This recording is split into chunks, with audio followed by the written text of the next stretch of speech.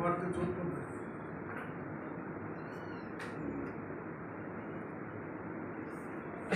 మరి వారు మాట్లాడిన దాన్ని వీడియోలో మేము చూస్తే ముఖ్యమంత్రి గారిని ఒక మామూలు వ్యక్తి కంటే తక్కువగా చూపించి పెద్ద అనుచిత వ్యాఖ్యలు చేసినట్టుగా దాంట్లో కనపడుతుంది. దాన్ని దృష్టిలో పెట్టుకొని మేము వివరణ అడగటం జరిగింది. మరి వారు ఇచ్చినటువంటి వివరణని చదివిన తర్వాత మళ్ళీ ఒకసారి కూర్చొని ఇంకా దీనికి సంబంధించినటువంటి ఇన్పుట్స్ కూడా చూసాం. నిన్న కొంతమంది ఎమ్మెల్యేలు ఈ సమస్య మీద క్రమశిక్షణ కమిటీకి రిపోర్ట్ ఇస్తామని చెప్పారు. ఈరోజు కూడా ఎమ్మెల్యేలు కొంతమంది మాట్లాడి క్రమశిక్షణ కమిటీకి మేము కంప్లైంట్ ఇస్తామని చెప్పారు. అందువల్ల ఈ ఇష్యూని మేము ఈరోజే ఒక తుది నిర్ణయం తీసుకుంటున్నా. అందరు ఇచ్చినటువంటి కంప్లైంట్స్ని మళ్ళీ సమగ్రంగా మళ్ళీ ఒకసారి డిసిప్లినరీ కమిటీ మీటింగ్ పెట్టి దాని మీద నిర్ణయం తీసుకోవాలి. అదే రకంగా చిన్నారెడ్డి గారు మాట్లాడిన దాని మీద వరపర్తి ఎమ్మెల్యే మెగారెడ్డి గారు ఇచ్చిన కంప్లైంట్స్కి ఈరోజు చిన్నారెడ్డి గారు కూడా రిప్లై అయిపోతుంది.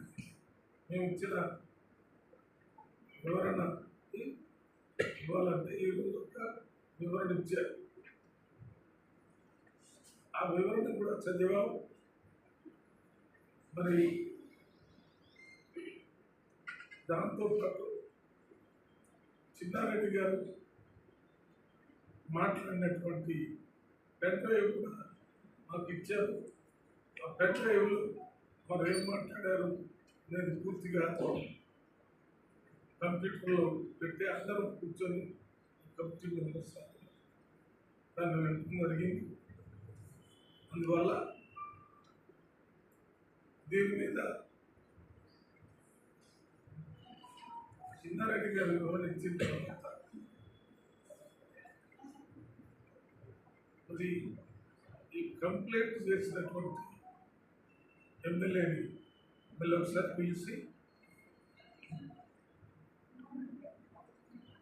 చిన్నారెడ్డి గారు ఇచ్చినటువంటి సమాధానానికి మీరు ఇచ్చిన కంప్లైంట్కి చాలా తేడా ఉంది. వారి దగ్గర కూడా మళ్ళీ వివరణ తీసుకొని మళ్ళీ ఒకసారి కూర్చొని దాని మీద కూడా ఒక నిర్ణయం తీసుకోకుండా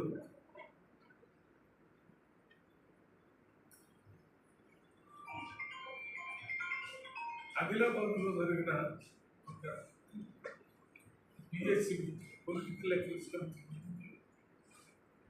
అక్కడ ఆదిలాబాద్ ఎమ్మెల్యేగా పూర్తి చేసినటువంటి శ్రీనివాస్ రెడ్డి అదే రకంగా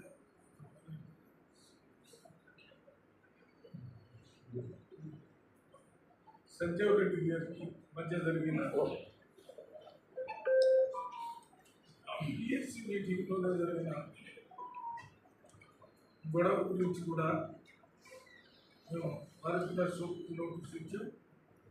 శ్రీనివాస్ రెడ్డి గారు ఆయన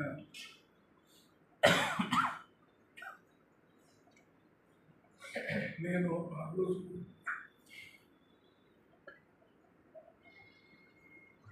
ఇన్ఛార్జ్ మినిస్టర్ జూపల్లి కృష్ణారావు గారు ఏఐసిసి సెక్రటరీ వారి ముందే కొన్ని ప్రత్యేక పరిస్థితుల వల్ల మాట్లాడారు. ఆ మాటలు మాట్లాడకుండా ఉండాల్సింది. అది నేను తప్పుగా భావిస్తున్నాను. చెప్పు దాని మీద బీసీసీ ప్రెసిడెంట్తో మాట్లాడాలని ప్రయత్నం చేశాను. ఆయన ఫోన్ నెంబర్ లేదు. బీసీసీ ప్రెసిడెంట్ నరేష్ యాదవ్ గారు ఆయన ట్రై చేసిన ఆ మీటింగ్లో ఉన్నటువంటి జూపుల కృష్ణారావు గారితో మాట్లాడారు. వారి అభిప్రాయాన్ని చెప్పారు. బీసీసీ ప్రెసిడెంట్తో కూడా మాట్లాడిన తర్వాత ఈ కేసులో కూడా తుదిదైంది. ఈ మూడు కాకుండా నిన్న మొన్న జక్కడి ప్రభాకర్ రెడ్డి గారిని సస్పెండ్ చేసిందని కూడా ప్రభాకర్ రెడ్డి గారు గాంధీ భవన్ వచ్చి కొంత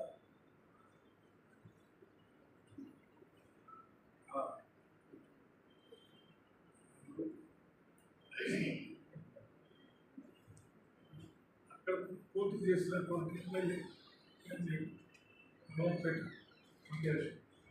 ఉదయాస్ కదా ఆయన ఏదో వ్యతిరేకంగా చేశాడని మాట్లాడు మన ఇంటిలో నిర్ణయం ముందు ఒక విశ్వరూప యాదవ్ అనే వారితో జరిగినటువంటి గొడవ కుల సంఘాలన్నీ పెద్ద ఎత్తున దర్శనకి దాని తర్వాత ఎరుకుల వ్యక్తి అతని పొలంతో తిట్టాడని గురి చేశాడు. కేసు పెడితే ఎఫ్ఐఆర్ అయ్యింది. మరి అటువంటి పరిస్థితుల్లో తప్పనిసరి పరిస్థితుల్లో క్రమశిక్షణ చర్య తీసుకోవాల్సి వచ్చింది. అందువల్లనే జక్కడి ప్రభాకర్ రెడ్డి గారు సస్పెన్షన్ యాక్షన్ తీసుకోవడం జరిగింది. దానికి కారణాలు అంటే నేను వ్యక్తిగతంగా వారికి చెప్పలేదు, మీడియా ద్వారా తెలిపారు.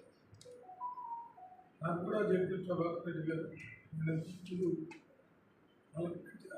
మల్కాజ్గిరి ఇన్ఛార్జ్ కొన్నప్పుడు వారితో నాకు మంచి సంబంధాలు జరుగుతున్న పరిణామాల నిర్ణయాలు తీసుకుంటాను. ఇవి కాకుండా ఇంకా కొన్ని సిద్దిపేట జిల్లా నుంచి గద్వేల్ నుంచి ఇవిగా ఇంకా రెండు కంప్లైంట్స్ వచ్చినాయి.